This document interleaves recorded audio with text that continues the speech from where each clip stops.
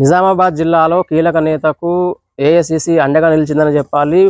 విధేయతకైతే పట్టం కట్టినటువంటి సిచ్యువేషన్ మనం చూస్తున్నాం.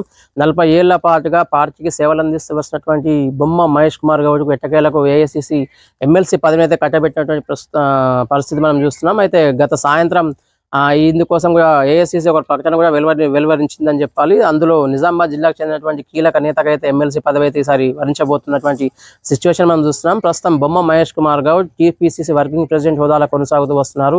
రేవంత్ రెడ్డి అంచరులో అతి ముఖ్యంగా పేరుగాంచినటువంటి బొమ్మ మహేష్ కుమార్ కు ఎట్టకేలకు రేవంత్ రెడ్డి చొరవతో ఏఐసీసీ అయితే ఎమ్మెల్సీ పదవి అయితే కట్టబెట్టినటువంటి పరిస్థితి మనం చూస్తున్నాం. అయితే 2023 అసెంబ్లీ ఎన్నికలకు సంబంధించి పూర్తి స్థాయిలో ఉమ్మడి నిజామాబాద్ జిల్లాలో పార్టీకి క్యాడర్ కరువైనటువంటి నేపథ్యంలో గడిచిన ఎన్నికల అనంతరం గడిచిన నెలన్నర వ్యవధిలో ఉమ్మడి నిజామాబాద్ జిల్లాలో కాంగ్రెస్ పార్టీలో మాత్రం నూతన ఉత్తేజం అయితే కనిపిస్తున్నటువంటి పరిస్థితి మనం చూస్తున్నాం. అయితే నిజామాబాద్ అర్బన్ కు చెందినటువంటి బొమ్మ మహేష్ కుమార్ గౌడ్ 2023 అసెంబ్లీ ఎన్నికల సమయంలో తన ఎమ్మెల్యేగా పోటీ చేయాలని భావించారు. ఈ నేపథ్యంలో ఒక మైనారిటీ ఓటింగ్ శాతం ఎక్కువగా ఉంచినటువంటి నేపథ్యంలో ఏఐసీసీ ఆదేశాల మేరకు మహేష్ కుమార్ తప్పుకున్నారు. పీసీసీలో పలు విభాగాల్లో కూడా సహాయ కార్యదర్శిగా కొనసాగుతూ వచ్చారు. ఎట్టకేలకు రేవంత్ రెడ్డి సీఎం అయినటువంటి నేపథ్యంలో పీసీసీ వర్కింగ్ ప్రెసిడెంట్ హోదా కూడా తాను అందుకున్నటువంటి సిచ్యువేషన్ చూస్తున్నాము. అంటే ఏఐసీసీ అగ్రనేతలకు కావచ్చు, రాష్ట్రంలో పీసీసీ విభాగానికి సంబంధించి అత్యంత సన్నిహితునిగా వస్తూ విధేయత చూపుతూ పూర్తి స్థాయిలో ముందుకు సాగుతున్నటువంటి బొమ్మ మహేష్ కుమార్ గౌడ్ అయితే ఎట్టకేలకు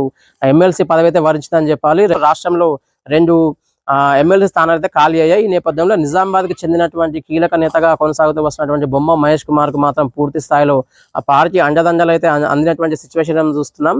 అయితే నిజామాబాద్ జిల్లాకు సంబంధించి బీసీ వర్గానికి చెందినటువంటి నేతగా ఉన్నటువంటి బొమ్మ మహేష్ కుమార్ గౌడ్ అంతకంటే ముందు బీసీ నేతగా ఉన్నటువంటి మరో రాజకీయ కురవృద్ధుడు డిఎస్ కూడా పీసీసీ పగ్గాలుగా చేపట్టారు. నిజామాబాద్ జిల్లాకు చెందినటువంటి ఇద్దరు బీసీ వర్గానికి చెందినటువంటి ఇద్దరు కీలక నేతలు కూడా పార్టీలో పలు దఫాలుగా సేవలు అందిస్తూ వచ్చారు. విధేయతకైతే కాంగ్రెస్ పార్టీ అయితే మొదటి పట్టం కడుతూ వస్తుంది. ఈ నేపథ్యంలో అప్పట్లో డిఎస్ కు పీసీసీ పగ్గాలు అందించినటువంటి ఏఐసీసీ ప్రస్తుతం పీసీసీ వర్కింగ్ ప్రెసిడెంట్ హోదాలో కొనసాగుతూ వస్తున్నటువంటి బొమ్మ మహేష్ కుమార్ కి కూడా పూర్తి స్థాయిలో మరోసారి అండగా నిలిచిందని చెప్పాలి. దీంతో ఉమ్మడి నిజామాబాద్ జిల్లా వ్యాప్తంగా కూడా పూర్తి స్థాయిలో హర్షాతిరేకాలు అయితే వ్యక్తమవుతున్నటువంటి సిచ్యువేషన్ చూస్తున్నాం. 2023 అసెంబ్లీ ఎన్నికలకు సంబంధించి అంతకంటే ముందు పార్టీకి క్యాడర్ కరువైనటువంటి నేపథ్యంలో ప్రస్తుతం పీసీసీ వర్కింగ్ ప్రెసిడెంట్ హోదాతో పాటు ఎమ్మెల్సీ స్థానం కూడా బొమ్మ మహేష్ కుమార్ గౌడ్కు చెందినటువంటి నేపథ్యంలో అంటే ఆయనకు దక్కినటువంటి పరిణామ క్రమంలో ఉమ్మడి నిజామాబాద్ జిల్లాలో కాంగ్రెస్ పార్టీ క్యాడర్లో మాత్రం పూర్తిగా జోష్ కనిపిస్తున్నటువంటి పరిస్థితి ఉంది.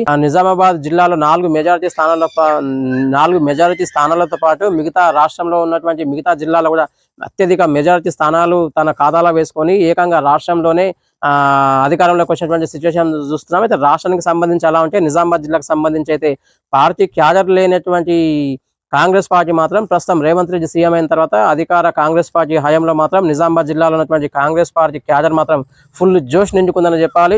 ఏఐసీసీ మాత్రం పూర్తిస్థాయిలో మహేష్ కుమార్ ను గుర్తించింది. ఇందుకోసం టీపీసీసీ వర్కింగ్ ప్రెసిడెంట్ హోదాను కల్పించింది. తదనంతరం ఈ 2 ఎమ్మెల్సీ స్థానాలు కాలేనటువంటి నేపథ్యంలో అందులో ఒక ఎమ్మెల్సీ స్థానం మాత్రం బొమ్మ మహేష్ కుమార్ కు కట్టబెట్టినటువంటి నేపథ్యంలో విధేయతకైతే పట్టం కట్టినట్లయింది.